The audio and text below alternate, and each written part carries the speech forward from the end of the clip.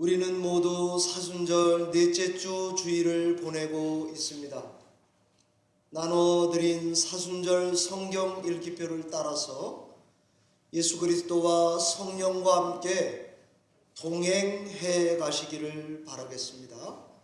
그러면 하나님께서 우리와 우리 교회를 더 새롭게 그리고 다시 새롭게 하여 주시는 특별한 기간이 되게 해 주실 줄로 믿습니다.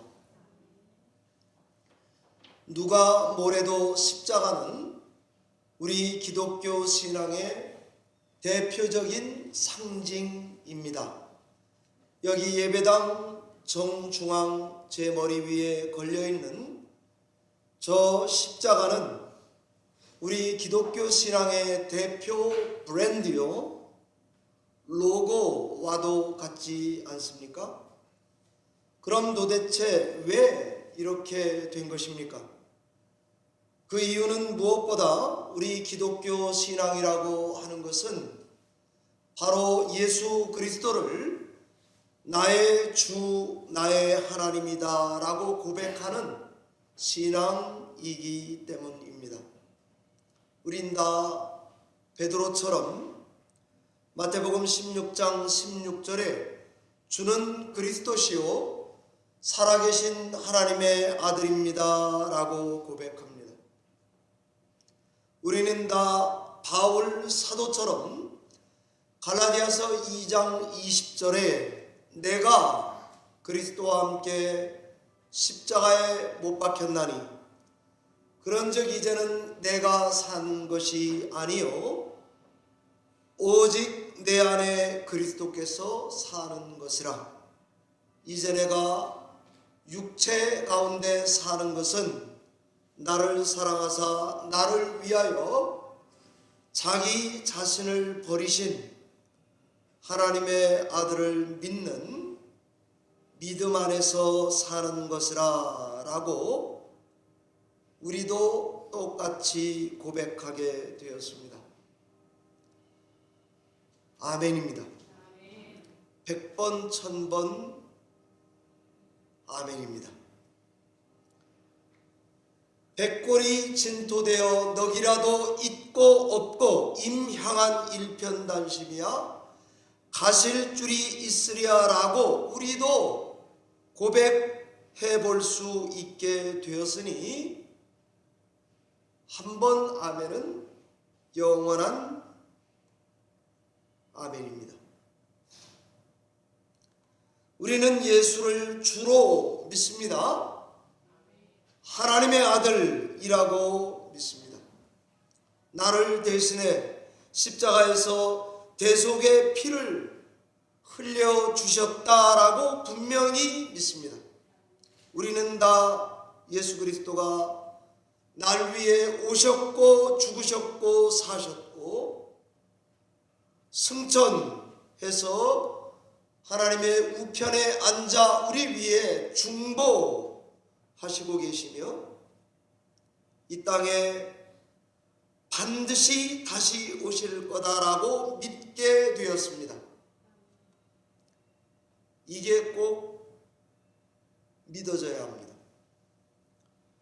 이걸 믿어야 신앙하는 것입니다. 이걸 믿어야 기독교인입니다. 이걸 믿어야 신자다라고 할 수 있습니다.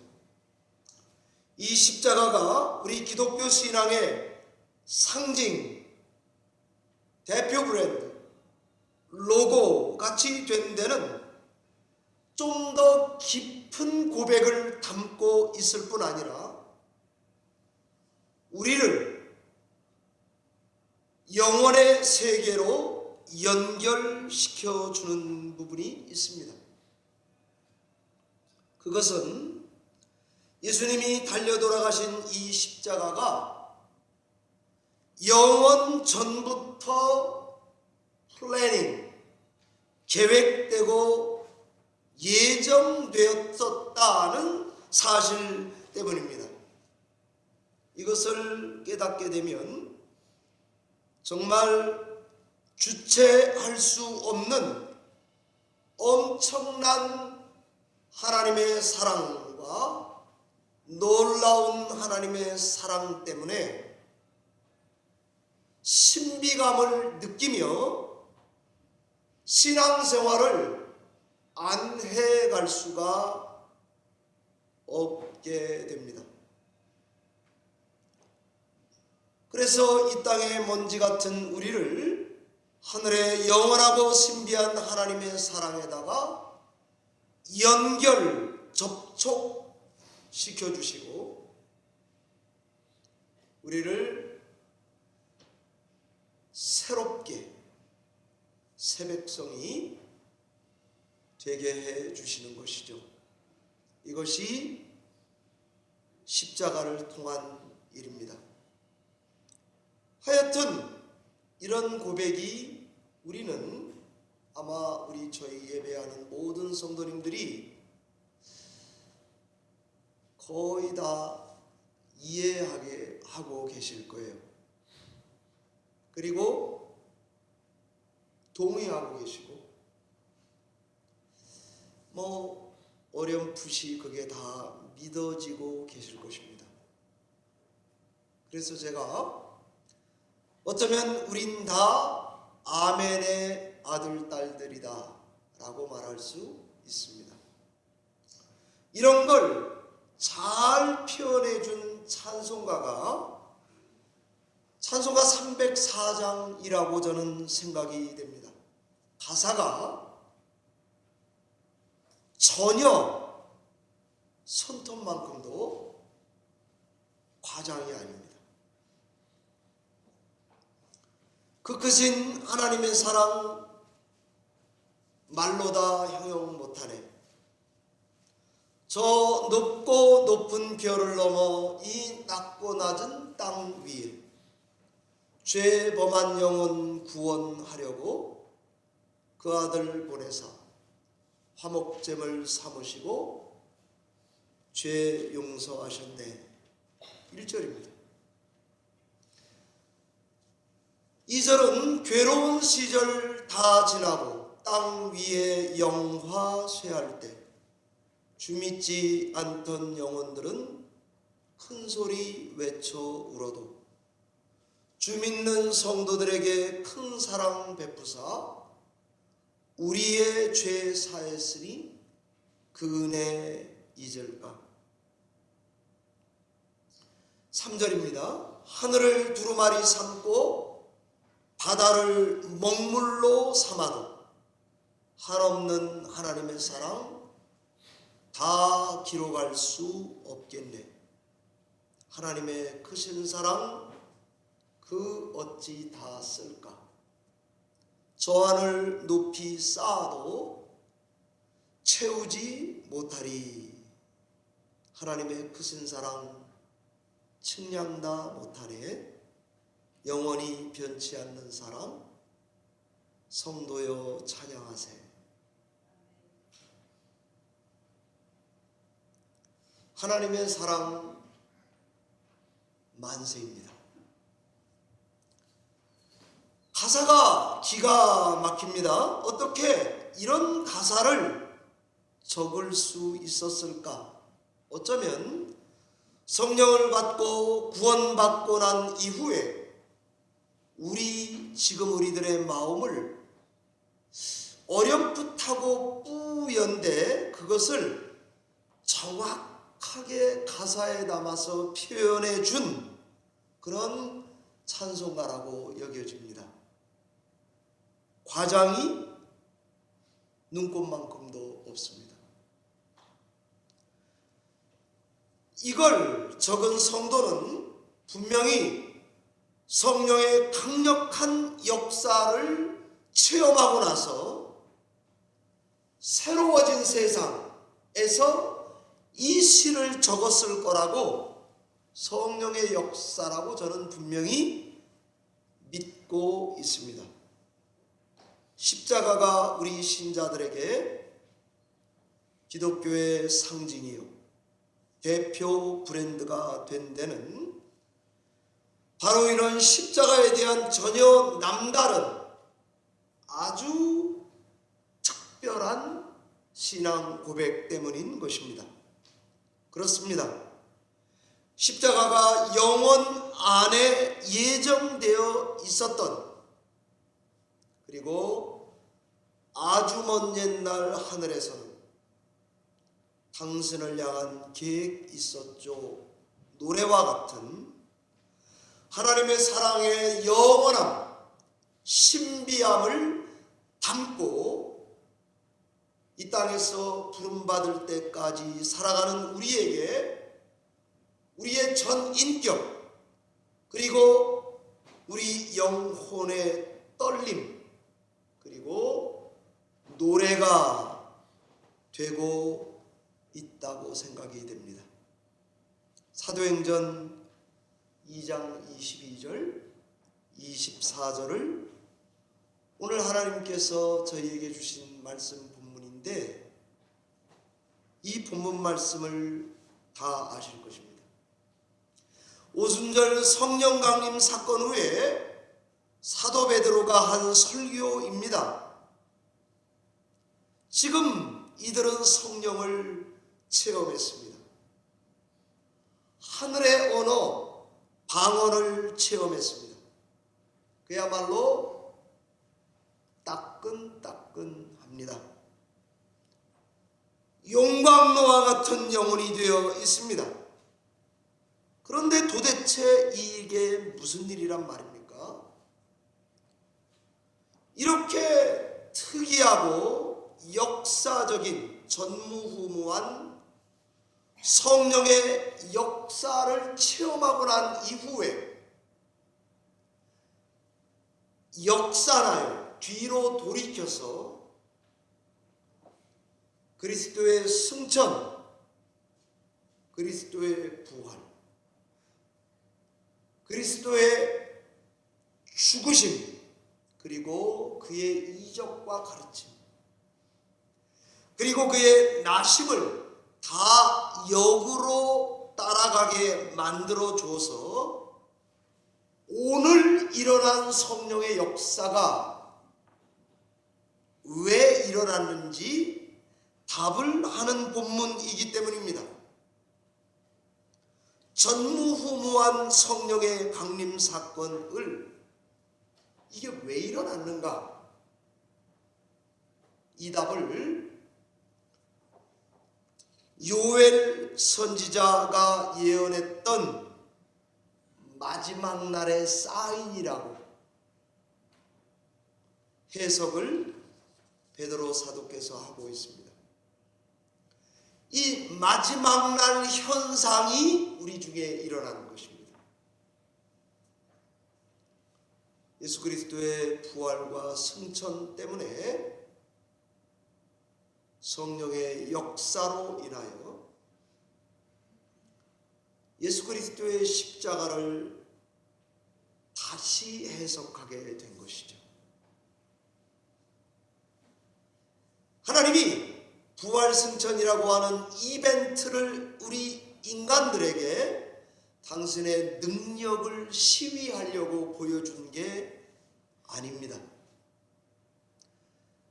갑자기 일어난 기적이 아닙니다. 예수 그리스도의 부활과 승천은 약속되어 온 것의 성취입니다.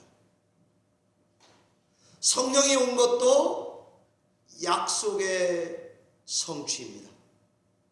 죽은 가운데서 살아난 이분이 다윗의 참 아들이고 후손이라고 해석했을 뿐 아니라 이스라엘의 합법적인 왕이라고 해석했습니다. 그리고는 이렇게밖에 설명할 길이 없습니다. 그래서 역추적해 가 보니까 예수님의 십자가 또한 약속의 성취였던 것입니다. 그래서 예수님의 십자가는 하나님이 미리 정하신 뜻과 미리 아신 대로 이루어진 일이라고 베드로가 해석하고 전하고 있습니다. 그게 오늘 본문입니다. 자, 시간이 또 흘렀습니다. 베드로 사도가 사도행전 4장 27절 8절에 가서 기도를 하는데도 이 생각에 변함이 없습니다. 잡혀갔다 풀려나서도 이 주장을 계속합니다. 아마 이 주장에 생명을 건 것 같습니다. 하나님의 예정에 의해서 영원전부터 계획된 일이 십자가 사건이라고 전하고 있는 거죠. 우리가 보기에는 헤롯과 빌라도가 작당을 해서 죽인 것 같습니다. 음모입니다. 그들 계획대로 죽였습니다. 성공적이었습니다. 그런데 죽으신 분이 다시 살아나시고 승천하시고 난 이후에, 그리고 성령께서 임하시고 새로운 뉴스가 만들어지기 시작하는 거예요. 그게 예수 그리스도는 주시다, 왕이시다, 다시 오실 것이다. 십자가 사건은 하나님의 약속의 성취다. 하나님의 영원하신 뜻을 따라 예정되었던 일이다 하는 것을 복음의 핵심으로 삼아서 전하는 것입니다. 또 세월이 한참 흘렀습니다. 베드로전서 1장 19절 20절 제가 오늘 시간 때문에 다 찾지 않겠습니다. 예수님은 창세전부터 죄인들을 대신해서 죽으실 분으로 선택된 분이라고 말하고 있습니다. 우리가 죄에서 구원받은 것은 흠없고 점없는 어린 양 같은 예수 그리스도의 피 흘림으로 구원받았다고 고백합니다. 그리고 이분은 창세전부터 계속 알려지신 분이고 말세의 마지막 날에 우리를 위해서 나타난 분이라고 가르치고 있습니다. 변함이 없어요. 요한계시록 13장 8절에 사도 요한도 예수님의 재림을 예언하면서 예수님에 대해서 반복적으로 쓰는 말이 있습니다. 그것이 바로 죽임을 당하신 하나님의 어린 양이라는 말입니다. 어린 양 예수 그리스도가 신비하게 죽으셨는데 창세 전부터 죽임을 당하실 분으로 존재하셨고 그 일이 일어났다. 성경이 주장하는 바입니다. 예수님이 오신 게 인간이 범죄하고 나서 우발적으로 긴급하게 응급 조치를 취한 하나님의 계엄령으로 오신 게 아니라 예정과 계획에 따라서 한치의 오차도 없이 하나님의 플래닝을 따라서 일어났다는 것이죠. 우리는 이런 예정된 일을 접하게 되면 여러분은 이제 지금까지 나이까지 사시면서 어떻게 그렇게 느끼실지 모르겠습니다. 한두 번 아마 느끼시지 않았을까요? 이 일은 참 운명이구나. 이렇게 느끼시는 일 혹시 있으세요? 내가 아내를 만난 거, 아내가 남편을 만난 거, 하나님의 뜻 가운데 우리가 만났구나. 있을 수 있습니다. 저도 누군가를 안 만나고 싶어가지고 피했었는데 피해도 만나게 되더라고요. 이제 그럴 때 생각을 좀 다시 고쳐먹게 됩니다. 또 제가 아내랑 한 7년을 연애했는데 아주 공식적으로 두세 번을 헤어졌어요. 그런데 이 공식이 비공식이 돼서 또 만나게 돼서 그렇게 되니까 어쩌면 운명이구나 그렇게 느끼니까 결혼합시다 이렇게 담대해지던데요. 할 수 있게 되더라고요. 하늘의 힘과 위력을 느끼는 순간이 생명으로 태어났다면 저는 한 번은 하나님이 주실 거라고 생각합니다. 누구에게? 오해일지 모르겠습니다. 이런 시간을 지나오고 나면 두렵습니다. 그리고 어떤 존재에 대한 경외심이 생깁니다. 사람의 뜻으로 되지 않는구나 이런 거요. 마치 태양을 중심으로 돌고 있는 우주와 같이 천사도 흠모하겠네 하는 급의 운명 같은 거를 느끼게 한 번은 느끼게 되는 것 같습니다. 에베소서 1장은 오직 예수 그리스도 안에서만 우리는 선택됐다고 말하면서 하나님의 우리를 향한 선택과 예정은 예수 안에서 이루어졌다 이렇게 적어놓을 뿐 아니라 창세로부터 죽임을 당하신 어린 양 예수 안에서만 하나님은 우리를 선택 예정하셨다고 기록되어 있습니다. 하나님은 영원 안에서 예수 그리스도의 십자가의 죽음을 예정했다고 성경이 말하고 있습니다. 사랑을 만나면 운명이다. 하늘이 지어준 짐이다. 깨닫는 뭔가가 있습니다. 제가 보니까요, 여러분과 저는 상관이 없겠지만은 돈을 많이 벌어보신 분들 있잖아요. 거부들. 그분들이 의외로 이런 의식을 느끼고 사시더라고요. 정주영 씨 같은.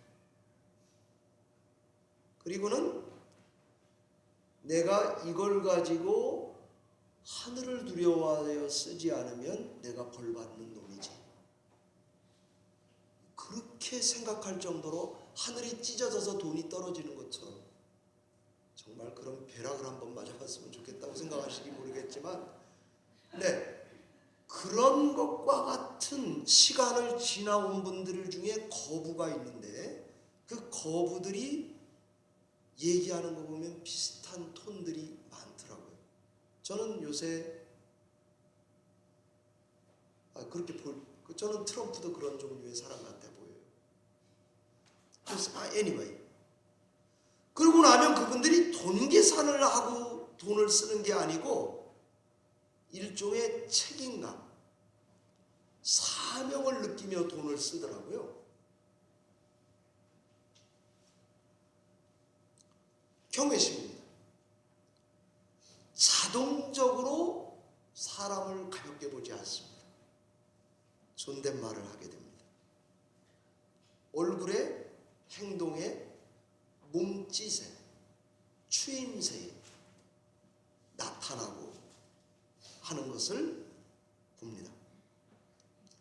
내가 이 하늘의 명령에 순종하여 살지 않으면 벌받을 놈이지. 나는 아마 천국 못 갈지도 몰라. 이런 강력함이요. 제가 좀 스킵하느냐고 이렇게 표현할 수밖에 없습니다. 언젠가도 설교할 때 말씀드렸는데 제 스승 되시는 김세용 박사님이 이런 표현을 하셨어요. 바울이 로마서를 적을 때 내가 나의 민족에게 복음을 전하지 않으면 내가 하나님의 생명책에서 지해질 것이다 라고 하는 두려움이 있었는데, 요게 헬라말로 아낭케예요. 아낭케. 그게 로마 시대의 사람들이 쓰던, 문학가들이 쓰던 숙명을 말할 때 쓰던 단어인데, 바울이 그 단어를 그대로 차용해서 쓰고 있다는 이야기를 하더라고요. 그 대신학자가. 그러면서 숙명, 가지 않으면 안 되는 길, 이거를 표현할 때 아낭케라는 말을 일부러 쓴다고 말을 하시더라고요. 저는 우리가 예수 그리스도를 믿고 십자가를 믿는 신앙을 가지고 살아갑니다. 어쩌면 지금 제가 언어로 표현해 보려고 하는 이 정도의 강력함을 가지고 십자가에 대한 경외심이 저와 여러분들에게 있기를 바랍니다. 손자병법에 나오는 이야기입니다. 손무가 장수를 세 분류로 나눴습니다. 그게 바로 용장, 지장, 덕장 이렇게 분류하셨다고 그래요. 용장은 이 장수는 나를 따르라. 용기와 추진력이 짱이에요. 카리스마형 장수랍니다. 지장은 지략과 견문을 갖춘 전략가형 장수랍니다. 그래서 다양한 전술을 구사하는 지적 능력이 장수감이래요. 그 다음에 덕장이라고 나눴는데, 이런 장수는 솔선수범형 장수래요. 그래서 카리스마가 있기는 있는데, 제가 요즘 말로 표현하면 따뜻한 카리스마가 흘러넘친다는 거예요. 이 중에 최고가 무슨 장수일까요? 덕장입니다.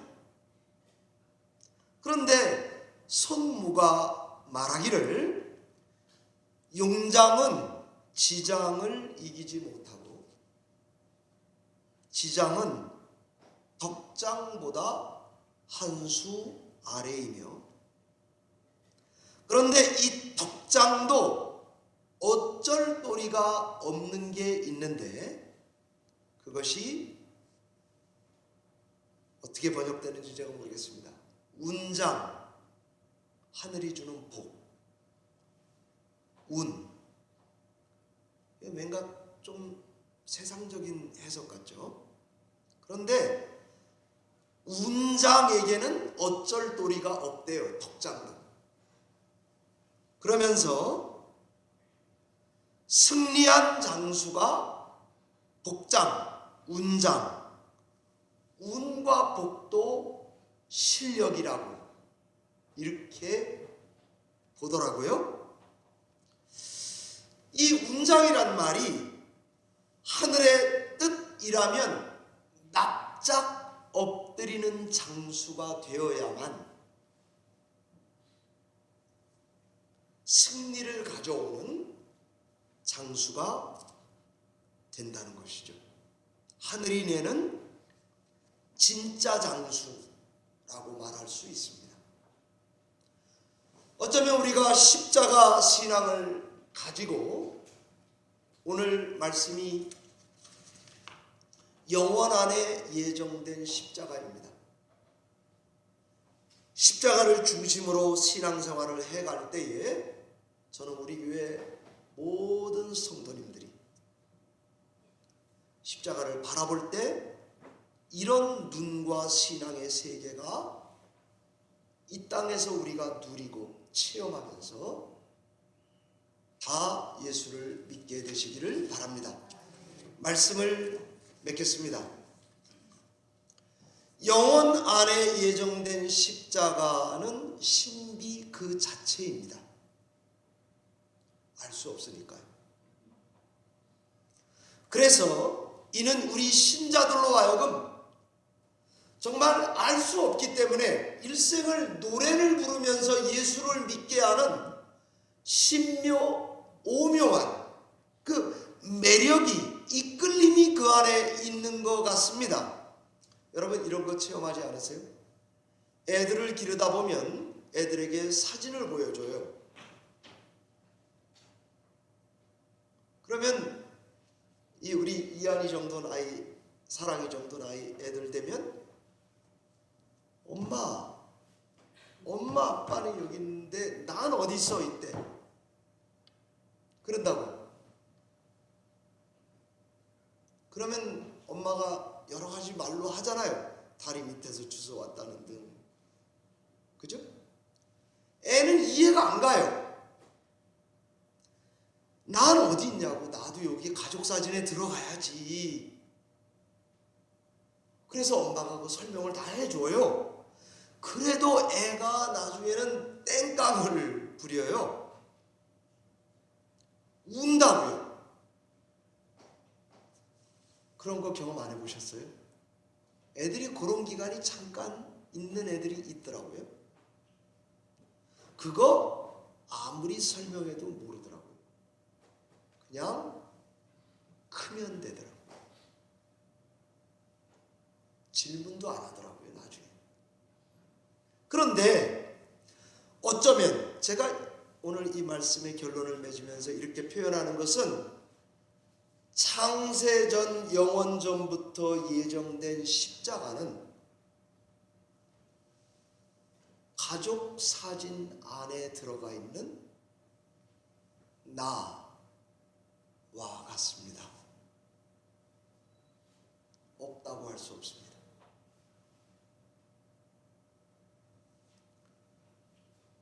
이렇게 표현하는 것이 제일 설명하는 데에 도움이 되겠다 하는 생각을 갖습니다. 십자가는 우리 기독교 신앙의 상징 맞습니다. 십자가를 통해 나를 보기 때문입니다. 다른 사람을 봅니다. 하나님을 볼 수 있습니다. 그리고 영원을 내다볼 수 그만큼만 있게 합니다. 마치 노아 방주의 창문이 하늘을 향해 난 것과 같습니다. 마치 야곱이 꾼 꿈속의 천사들이 머리 위로 하늘 구름을 뚫고 올랄락 내릴락 하는 사다리와도 같습니다. 마치 광야에서 모세가 들었던 놋뱀을 바라보는 자들만 살아남은 것과도 같은 게 십자가라고 할 수 있습니다. 우린 지금 구약을 지나 신약 시대를 지나 성령께서 강림 후 지금 교회 시대를 살고 신앙해가며 살아가고 있습니다. 오늘을 살아가는 우리는 이 십자가를 통해서 우리들의 가족 사진에는 없는 나의 과거를 창세전의 스토리를 다시 보게 해주고 오늘이라는 지금의 시간을 생명이 있는 동안 다시 해석하고 이해하고 끌어안게 해줄 뿐 아니라 십자가의 사건은 우리로 하여금 우리의 미래를 관통해서 영혼을 통짜로 끝을 보게 만들어주는 식의 망원경과 같았습니다. 이런 식의 신자들의 눈은 영혼 안에 예정된 십자가에서 우리의 신앙의 지평이 열리고 있는 것을 고백하지 않을 수 없습니다. 하나님께서 사순절 고난주간 성금요일 부활절의 시간을 지나갈 때에 열린문 교회를 이루고 함께 신앙을 고백하며 오늘 예배에 참여하는 성도들에게 신비한 은총을 체험하게 해서 우리 열린문교회 공동체를 다시 또 새롭게 해 주시기를 바라시면서 신앙하는 저와 여러분이 되시기를 주의 이름으로 축원합니다. 기도하겠습니다.